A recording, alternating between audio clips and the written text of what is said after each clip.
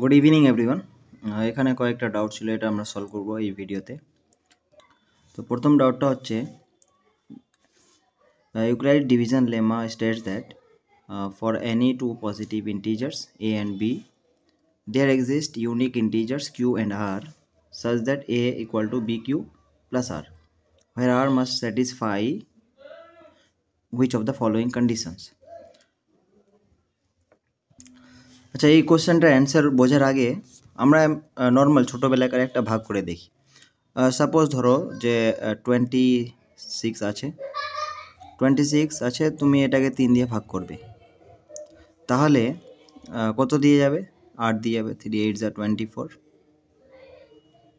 যদি মাইনাস করো তাহলে 1 বাঁচবে। তাহলে এই যে ডিভিডেন্টটা এখানে 26টাকে, তাহলে 26টাকে আমরা লিখতে পারি 3 × 8, মানে 3 × 8, মানে divisor into quotient plus remainder মানে 1। তো এই রিলেশনটাই দিয়েছে এখানে, a equal to b into Q plus R. এবার বলছে যে আর এর ভ্যালুটা কত হতে পারে। দেখো এখানে আর এর ভ্যালুটা 1 হয়েছে, যদি আর এর ভ্যালুটা 4 আসতো সাপোজ, তাহলে তো আমরা তিনের টেবিল আরেকবার পড়তাম, তাই না? এর মানে আর এর ভ্যালুটা এই 3 থেকে ছোট হতে হবে। এর মানে যে ডিভিজারটা আছে, ডিভিজারটা থেকে ছোট হতে হবে। আর আর এর ভ্যালুটা 0 তো হতে পারে, 0 হয়ে গেলে এক্স্যাক্টলি ডিভিজিবল হলে 0 হতে পারে। এর মানে আর এর ভ্যালুটা তোমার আইদার 0 হবে, আর না হলে ডিভিজার থেকে ছোট হবে। তাহলে এখানে অপশানটা যদি দেখি আমরা, এ নাম্বারটাতে কি আছে? আর এর ভ্যালুটা হচ্ছে তোমার, এ নাম্বারটাতে বলছে 1 থেকে বড় হবে। তাহলে 1 থেকে বড় কেন? 0 তো হতে পারে। এখানে বলছে 0 থেকে বড়, কেন? এটাও হবে না, 0 হতে পারে। এখানে বলছে 0 হতে পারে বা 0 থেকে বড় হবে, কিন্তু b থেকে ছোট হবে। হ্যাঁ, তো 3টা 1 থেকে ছোট হবে। তাহলে অপশান সিটাই হবে তোমার সঠিক উত্তর। আর এটাও হবে না, এটাও হবে না, কারণ 0 থেকে বড় ইকুয়াল টু তো নেই। তাহলে option C is the correct answer.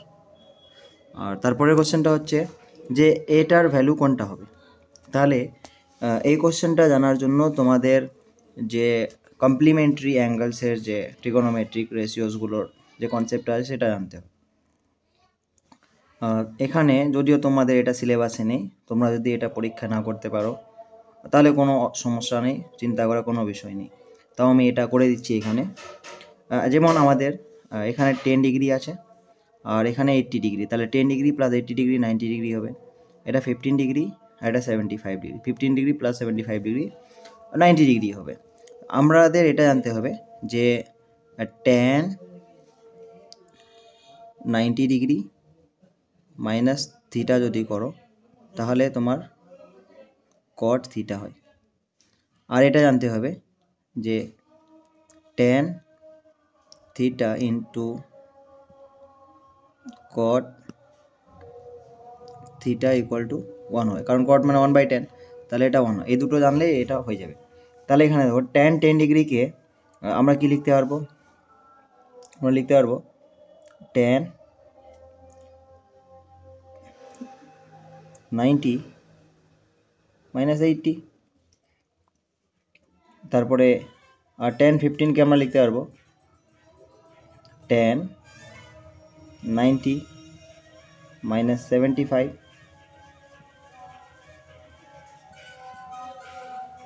Into, আর বাকি যেগুলো আছে সেটাকে সেভাবে লিখে দিই, tan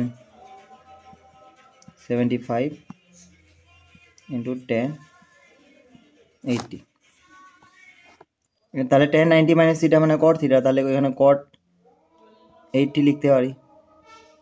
আর এখানে যে tan 80 আছে ওটাকে এর সাথে লিখছি, আর এখানে tan 90 মাইনাস 75 মানে আমরা cot 75 লিখতে পারি, আর tan 75কে লিখছি। তাহলে এই দুটো মিলে 1 আর এই দুটো মিলে 1, তাহলে 1 ইন্টু 1 যদি করো তাহলে 1ই হবে অ্যান্সার। তাহলে অপশান হবে ডিটা সঠিক উত্তর। আমি মার্কার পেনটা আনতে ভুলে গেছি, তো আমি এই পেনটা দিয়ে লিখছি, এই জন্য লেখাগুলো ভালো হচ্ছে না। কোনো অসুবিধা নেই। আরেকটা ডাউট আছে যে এটা তোমার পলিনোমিয়াল দেওয়া আছে যা ডিগ্রি 4, এর দুটো জিরোস দেওয়া আছে, তাহলে অন্য দুটো জিরোস কী হবে ওটা বের করতে হবে। এটা যদিও তোমাদের সিলেবাসে নেই, তাও আমি করে দিচ্ছি, কোনো অসুবিধা নেই। দেখো, দুটো জিরোস দেওয়া আছে মানে কি, মানে হচ্ছে যে তুমি যদি এই দুটো জিরোস নিয়ে একটা কোয়াড্রেটিক পলিনোমিয়াল বানাও, সেই জিনিসটা এটার ফ্যাক্টর হবে। এর মানে আমি যদি এটা করি x minus root 5 into x minus of minus root 5 মানে x প্লাস রুট 5। এবার এটাকে গুণ করলে আমাদের যেটা আসবে সেটা হচ্ছে এক্স স্কোয়ার মাইনাস রুট 5-এর স্কোয়ার মানে এক্স স্কোয়ার মাইনাস 5 আসবে, তাহলে এক্স স্কোয়ার মাইনাস 5 আসবে। তাহলে এই যে এক্স স্কোয়ার মাইনাস 5 হবে সেটা হচ্ছে এর তোমার ফ্যাক্টর হবে। এর মানে এক্স স্কোয়ার মাইনাস 5 এটাকে ডিভাইড করতে পারবে। তাহলে ভাগ করে দেখা যাক কোশ্চেনটা কত আসছে। তাহলে এখানে এক্স স্কোয়ার মাইনাস রুট 5 আর এখানে লিখছি আমি x to the power 4 plus 4x cube. তাহলে এক্স স্কোয়ার মাইনাস রুট 5কে এই পলিনোমিয়ালটাকে ভাগ করলে প্রথমে এক্স স্কোয়ার দিয়ে যাবে, এবার এক্স স্কোয়ারকে এটার সাথে গুণ করে কত হচ্ছে আমি বসাচ্ছি। ও সরি, এটা রুট 5 হবে না, 5 হবে। এটা যদি মাইনাস করা হয় তাহলে এটা মাইনাস মাইনাসে প্লাস হয়ে যাবে, এটা ক্যান্সেল হয়ে যাবে। এখানে 5 মাইনাস 2x স্কোয়ার মানে 3x স্কোয়ার হবে, আর এখানে 4x কিউব নামবে, 4x cube plus 3x square minus 2x, আর এখানে মাইনাস 15 হবে। তারপরে x দিয়ে গুণ করব, প্লাস 4x দিয়ে গুণ করব, তাহলে এটা গুণ করলে হবে 4x কিউব আর মাইনাস 4 5 যা 20x। এবার এটাকে আমি মাইনাস করি যদি, তাহলে এটা হয়ে যাবে প্লাস, এটা ক্যান্সেল হলো, তাহলে এখানে পড়ে থাকলো 3x স্কোয়ার, আর এখানে প্লাস 20 মাইনাস 2 তাহলে প্লাস 18x, আর এখানে মাইনাস 15 পড়ে আছে। এবার কত, এখানে এক্স স্কোয়ার আছে এখানে, তাহলে 3 দিয়ে গুণ করলেই হবে খালি, তাহলে 3 দিয়ে গুণ করি, তাহলে এখানে প্লাস 3 আর এখানে হচ্ছে 3x স্কোয়ার হবে আর মাইনাস 3 5 যা 15, তাহলে 15। বা এটাকে মাইনাস করলে এটা মাইনাস প্লাস হবে, এটা মাইনাস, তাহলে এটা দুটোই ক্যান্সেল হয়ে যাবে।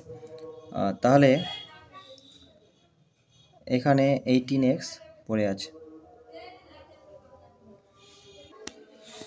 ও সরি, কোশ্চেনটা টুকতেই ভুল হয়েছে, আসলে এখানে 2x না, কোশ্চেনটাতে 20x আছে, এর মানে এখানেও 20x হবে, এখানে 20 হবে, তাহলে এখানে এই 20টা কেটে যাবে, তাহলে এটা থাকবে না, তাহলে এটাও থাকবে না। এর মানে হলো যে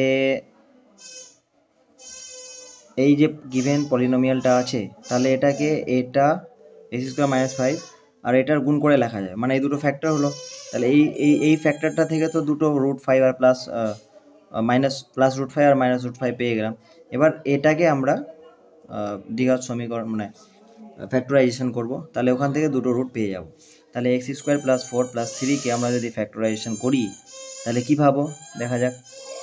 তাহলে এক্স স্কোয়ার প্লাস 4xকে প্লাস 3 এটাকে ফ্যাক্টরাইজেশন করলে 3 প্লাস 1 করে হবে, তাহলে x square plus 3x plus x plus 3 আর x কমন নাও, তাহলে x প্লাস 3 প্লাস 1 কমন নিলে এখানে হবে x প্লাস 3, তাহলে হয়ে গেল